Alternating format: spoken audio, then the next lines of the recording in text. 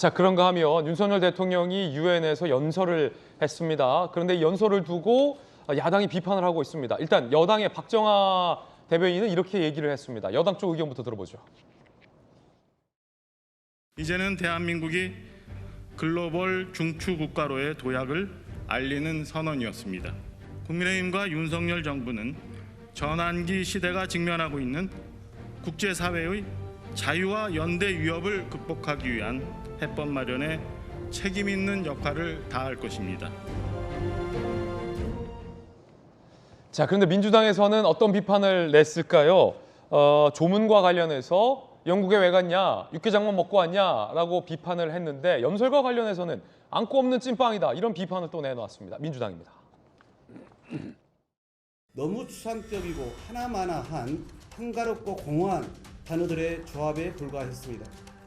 국제적 연대를 통해서 세계적인 위기를 극복하고 거기에 대한민국이 책임을 다하겠다. 우리나라 현실과는 매우 동떨어진 말씀 같아서 굉장히 안타깝고 안고 빠진 찐빵이다 이런 생각이 들었어요.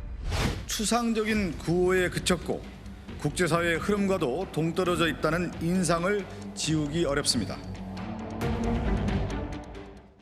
자, 이게 뭐 단순히 뭐 연설문에 대한 여야의 평가가 엇갈렸다라는 맥락이 아니라 지금 계속해서 해외 순방과 관련해서 첫날 일정에 조문을 못한 것을 두고도 뭐 육개장만 먹고 왔냐, 영국에 왜 갔냐라는 비판, 또 영부인의 모자와 의사왕과 관련된 비판, 그리고 또 연설과 관련된 비판, 건건이 지금 민주당의 비판의 강도가 굉장히 지금 높습니다. 이재명 대표 이후에 나오는 이런 논평들인데 김수영 교수님 어떻게 들으셨습니까? 그런 맥락 속에서.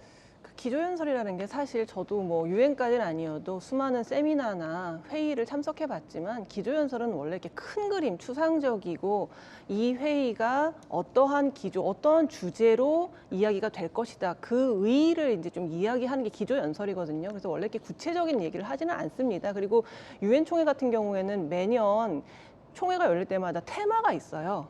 그래가지고 이제 올해 같은 경우는 77차였는데 뭐 전환기 시대에 어떻게 우리가 인류가 공동으로 직면하고 있는 위기들을 같이 극복할 것인가 뭐 이런 거예요. 그러니까 주로 이제 어떻게 코로나 극복하고 우크라이나 사태를 극복하고 이제 이런 것들이죠. 그렇다 보니까 아마도 이제 윤석열 대통령이 국내 사정에 대해서 시시콜콜 얘기하는 것보다는 어쨌든 국제 무대에서 기조연설을 하는 거기 때문에 그 유엔 총회의 테마에 맞게 좀 큰 그림으로 국내 사정보다는 국제적인 사정에 대해서 더 많이 이야기를 한 것 같아요. 근데 제가 76차 작년에 문재인 대통령은 그럼 어떻게 유엔 총회에서 연설을 했는지 제가 봤거든요. 기조연설을 딱 요맘때죠. 그때도 비슷했어요. 지금처럼 코로나 극복, 지속 가능성 이런 것이 테마였는데 그때 문재인 대통령 같은 경우는 절반 정도는 이런 그 기조에 대해서 설명하고 나머지 절반은 굉장히 남북 관계, 종전선언, 굉장히 국내적인 이야기를 했거든요. 사실 그 테마가 딱 기조연설의 테마로 들어맞지는 않는 우리에 대한 이야기였어요. 아마 그때는 문재인 대통령은 그래도 우리의 사정을 국제사회에 알리는 게 중요하다고 판단하신 것이고 윤석열 대통령은 그것보다는 어쨌든 유엔 총회고 전 세계가 이야기하는 곳이기 때문에 국내 사정에 대한 시시콜콜한 얘기 혹은 국익에 대한 이야기보다는 전 세계가 직면한 도전에 대해서 어떻게 우리가 풀어나갈지를 좀 크게 이야기한 그런 차이라고 볼 수 있지 민주당에서 지금처럼 뭐 맹탕이었다, 내용이 없었다, 하나마나한 얘기를 했다라고 비판을 하는데 사실 원래 기조연설이라는 건 좀 하나마나한 얘기를 하는 곳이에요, 원래가. 교장 선생님 순화 말씀하고 기조연설은 제가 수많은 기조연설을 들어봤지만 그냥 큰 그림 그리는 수상적이다. 연설이기 때문에 이렇게 지엽적인 것으로 그냥 비판을 위한 비판을 계속하기 위해서 지금 윤석열 대통령이 뭘 해도 비판하려고 지금 아주 날이 서 있는 그런 상태가 아닌가 하는 생각도 좀 듭니다. 자, 박용진 의원님, 김수영 교수께서는 뭘 해도 다 이렇게 날이 서게 비판하는 거냐라는 또 지적을 해주셨어요. 야당이 또 칭찬하는 게 어색할 수도 있겠습니다만 맹탕이다, 연설에 대해서. 또 뭐 조문 관련해서는 뭐 육개장만 먹고 왔냐 이런 게 조금 이례적으로 들리긴 합니다. 가끔 야당에서 대통령 잘하셨다 이러면 신문에 납니다. 오히려 이상하다. 기억하시죠? 네. 저희가 여당일 때 야당에서 가끔 문재인 대통령 그건 잘하셨다 그러면 바로 신문에 났죠. 야당의 역할이라고 하는 게 원래 비판자 역할이고요. 견제하고 하는 그런 파트너이기 때문에 저는 뭐 그런 역할을 열심히 하는 거라고 봐주시면 좋을 것 같고요. 김소영 교수님 말씀하신 것처럼 그 유엔 총회에서 이제 기조연설이라고 하는 게 15분 동안 뭐 얼마나 많은 중구장대를 이제 넣을 수 있겠습니까? 딱 정해진 주제 중심으로 해서 이야기를 할 수밖에 없기는 하나 그러는 속에서도 뭔가 이렇게 구체적 제안 한두 가지 정도는 좀 있는 것이 좋지 않았겠나.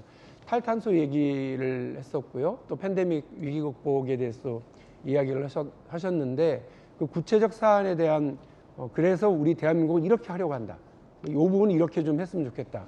라고 하는 제안이 좀 있었으면 좋았겠다라고 하는 내용인 것 같고요. 또 아직 국내에서도 이른바 창조경제 이후에 도대체 그 자유가 뭐냐, 자유와 연대가 뭐냐 이게 아직도 그 구체적인 내용과 방향이 해석이 어려운 그 얘기를 또 가서 하셨더라고요. 자유, 오 자유, 자유 이렇게 자유만 21번 얘기하셨나? 이게 이제 이러니까 자꾸 그 우리 국민들과 야당, 뭐 여당도 마찬가지일 거예요. 저 자유가 누구 자유고 무엇을 하자는 자유인지, 주소는 어딘지, 뭐 이런 것들이 궁금해지기 시작하는 상황이에요. 앞서 제가 잠깐 말씀드렸지만 그 경제의 새로운 그 이제 패턴을 새로운 변화를 좀 만들어 오려고 그 박근혜 정부에서 창조 경제를 얘기했는데 임기를 마치고 탄핵돼서 물러날 때까지 그 창조 경제가 뭔지를 본인도 잘 그리고 관련 경제 장관들도 해명을 못하는 그런 상황이었는데요.